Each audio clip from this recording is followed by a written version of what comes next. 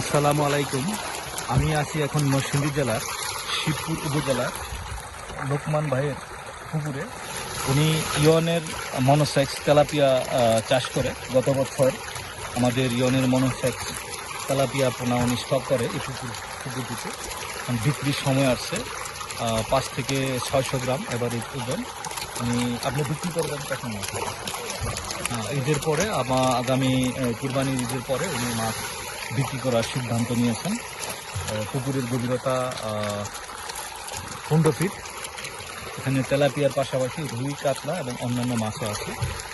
আপনার পোনার গ্রোথ বা ইয়াতে সন্তুষ্ট কোথায়?